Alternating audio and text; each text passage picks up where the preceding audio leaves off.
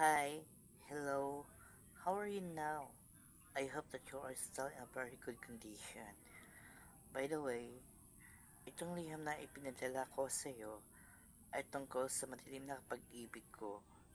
Ako nga pala si GB, taga Mindanao, 36 years old, isa kong masayahin na bakla at di pa nagkaroon ng relationship kasi naguguluhan pa ako sa gender ko, kung ano talaga ako. Nung nakatapos na ako sa aking pag-aaral sa high school, sa munting bayan namin, pumunta ako sa Cebu para, para magtrabaho at hanapin ang sarili ko. 2 araw simula nung dumating ako sa Cebu, nakahanap agad ako ng trabaho bilang waiter sa isang bar. Nung una, hanggang 3 buwan, masaya naman. Un una ko nakilala itong kasama ko sa work na nagiging close ko na si Mark. At kahit na puyat ako sa work hanggang di ako nakapaniwala na nahulog na ako sa kasamahan ko na si Mark. Hanggang nagiging close kami. Si Mark ang unang-una kong ka-close sa trabaho. Gwapo at mabait siya. At sobrang akong nalito sa sarili ko hanggang nalaman kong may lihim na pala akong pagtingin sa kanya. At di ako makapaniwala na na-endab ako sa kapwa ko lalaki. Tinatry ko na iwasan si Mark, pero palapit ng palapit naman kami sa isa't isa.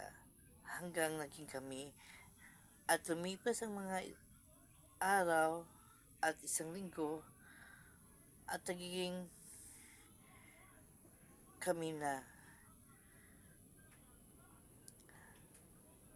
At nagkasayahan kami at nagiging nag-live-in partner kami. Lumipas ang mga araw, linggo, at naging buwan hanggang taon. At umabot kami ng 5 years of love na magkasama sa hirap at masaya. At ayun, dumating na ang ika-6 na anniversary ng aming pagmamahalan. At umalis siya, may pupuntahan lang siya at umalis din ako sa bahay. Kasi may bibilihin ako sa mall para sa anniversary namin. Pagdating ko sa mall, nag-ikot-ikot ako muna. Pero sa kasamaang palad, may nakita ako at nawawasak ang puso ko.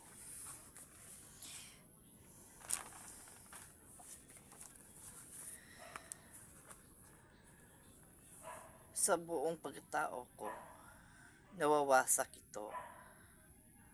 Nakadaan ako sa isang restaurant sa mall at nakita ko ang boyfriend ko.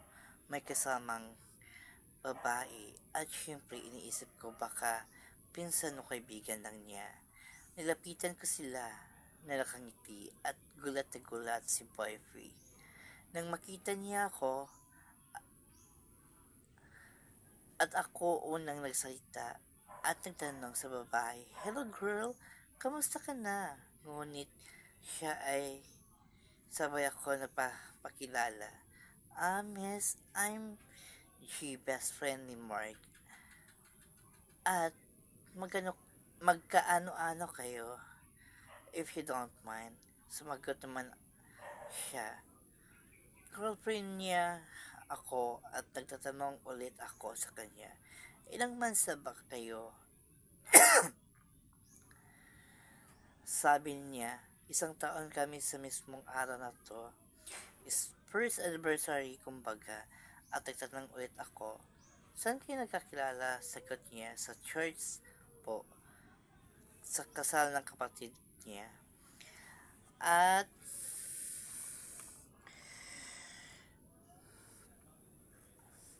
Ngumiti ako at nagpapaalam. At sa pagtalikod ko, tumululuha ko at ang daming bakit. Umuwi ako sa bahay at nag-impake ng mga gamit ko. At, at maya-maya dumating siya at nakita niya mga bagahe ko at nagpapaalam ako sa kanya at kinausap niya ako o umiibig raw siya sa babae yun at tinatago niya sa akin at lagi sila nag-chat at call. Minsan magkikita at minsan makikita din sila.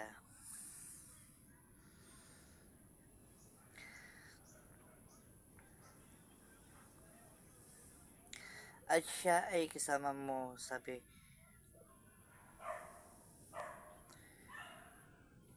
Oo, at umuwi ako dito sa amin sa Mindanao. At di ko siya binablock sa lahat ng mga social media na meron kami. Pagdating ko dito sa sa Mindanao, nagsimula na ako nahina at isa. Nagkaroon ako ng depression and dumating sa punto na di na ako naliligo at isang beses lang sa isang linggo o isang beses na ako kumakain sa isang araw o dalawang araw. Ang payat-payat ko na nun at ang baho ko na. Di ko na inaalagaan ang sarili ko at para na akong baliw at natutulog ako sa aming lugar at sa mga di nakakilala sa akin. Isa lang akong baliw.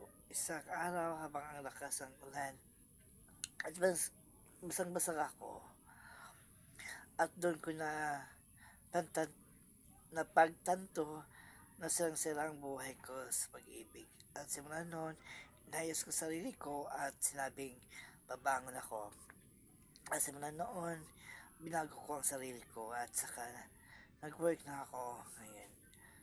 9 years na din pero ex ko wala kaming closure. At wala kaming love, break up. At lagi pa rin siyang nag-chat sa akin at email pero di ko na din siya nire-replyan. At may 2 anak na siya at asawa at ipinagpatuloy ko ang buhay ko dahil buhay ko to. Mahirap man pero masarap at masaya at sa ngayon wala pa rin sa plano ko na mag-boyfriend pero mas maganda ko ang sarili ko muna ang asikasuhin ko. At dito na lang, salamat sa pagbasa sa sulat ko. Lagi kang mag-ingat and God bless you and more power.